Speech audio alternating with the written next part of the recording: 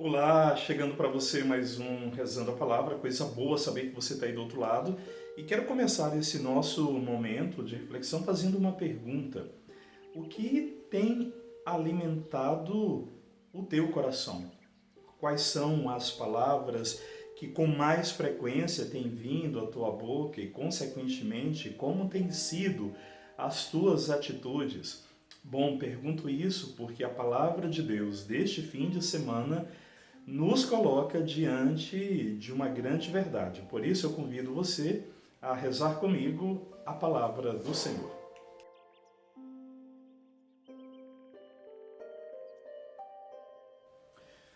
Muito bem, que bom aqui nos encontrarmos e é chegado o oitavo domingo do tempo comum, antes de interrompermos para o tempo da quaresma que já se aproxima, não é verdade?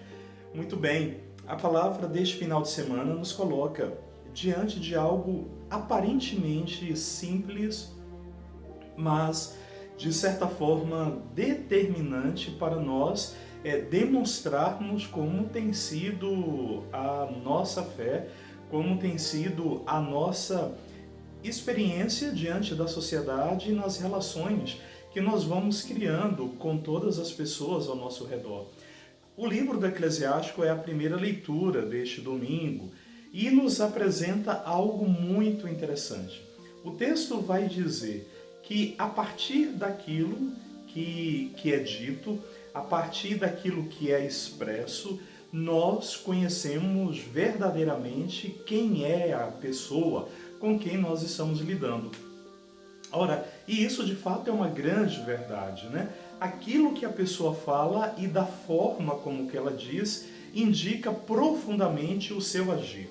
E aí nós entramos numa parte importante dessa reflexão, pois o autor do livro do Eclesiástico vai dizer que a partir daquilo que é dito, nós conseguimos entender o coração daquela pessoa. E isso é muito forte porque na tradição bíblica, na herança que nós recebemos, o coração é o lugar das decisões. Por isso, aquilo que é dito ou aquilo que até é omitido revela muito do que nós somos.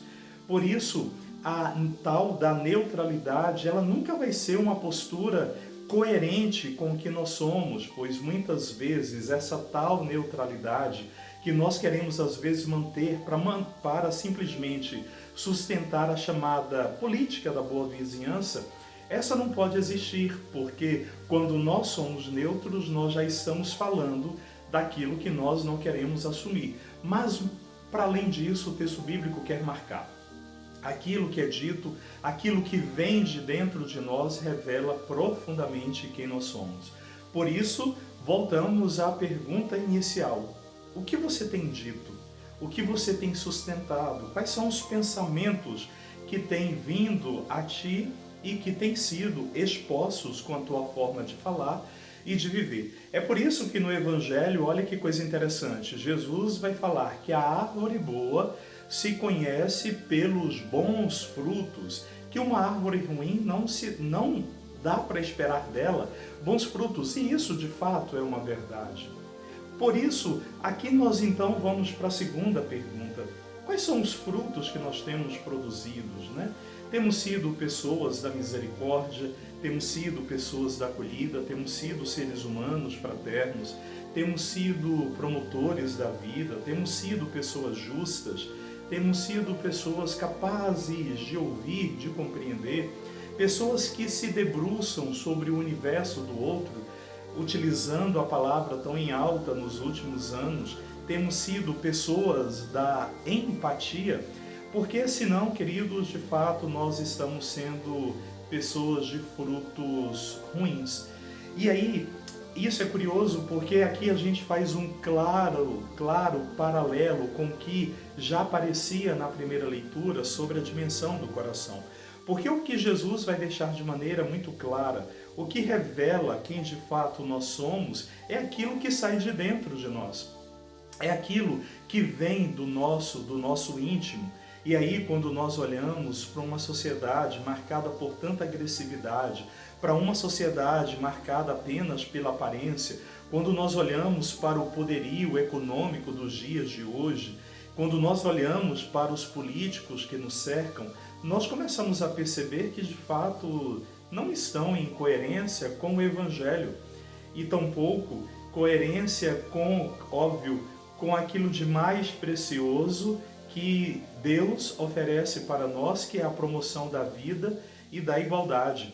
Ora, queridos irmãos, assistindo os últimos episódios, esses dias, de uma guerra que começa a nascer no meio de nós, ou melhor, de uma guerra que se manifesta de forma mais cruel no meio de nós, porque essa já vem existindo há muito tempo. A gente vai percebendo que, de fato, o ser humano tem se distanciado cada vez mais dessa capacidade de guiar o outro, de conduzir o outro e, como diz o próprio Jesus, de produzir bons frutos. Assim, é importante, inclusive, olhar para nós enquanto cristãos. Quais são os frutos que nós temos deixado? Quais são os frutos que nós temos produzido? Inclusive, na nossa incapacidade, muitas vezes, de silenciar e de ouvir a voz de Deus, nós nunca produziremos o que de fato devemos produzir. Quanto mais nós nos fechamos em nós, quanto mais nós nos arrodeamos do barulho, quanto mais nós criamos uma inquietação, no sentido mais negativo da palavra, nós seremos sempre produtores de maus frutos.